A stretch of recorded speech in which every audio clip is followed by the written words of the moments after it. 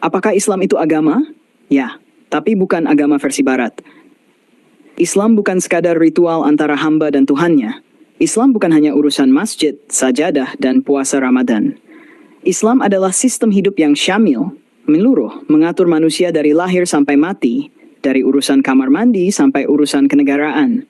Inilah yang disebut syumuliyatul Islam. Islam punya panduan tentang bisnis dan perdagangan. Islam punya hukum tentang waris, kriminal, pernikahan. Islam punya sistem zakat dan keuangan. Bahkan Islam punya konsep kepemimpinan, kekuasaan, strategi militer, dan diplomasi internasional. Tapi hari ini, banyak orang, bahkan kaum muslim sendiri, terjebak dalam narasi sekularisme.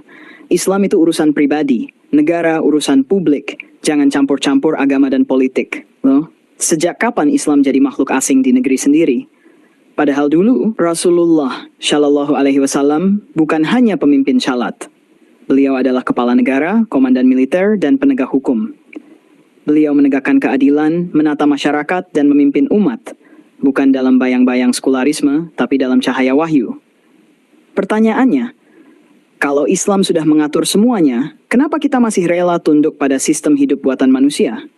Kenapa hukum Allah disingkirkan dan diganti hukum sekuler yang berubah-ubah mengikuti hawa nafsu penguasa?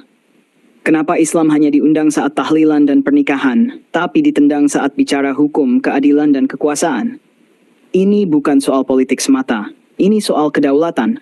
Soal siapa berhak mengatur hidup kita, Allah atau manusia.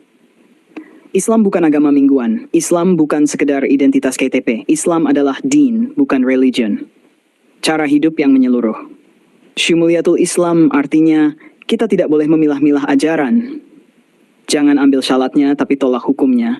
Jangan terima akhlaknya tapi tolak sistem ekonominya. Karena siapa yang menolak sebagian Islam, maka dia sedang menyusupkan virus sekularisme ke dalam iman. Saatnya umat bangkit, bukan hanya membela Islam sebagai akidah, tapi juga sebagai sistem yang berhak memimpin dunia.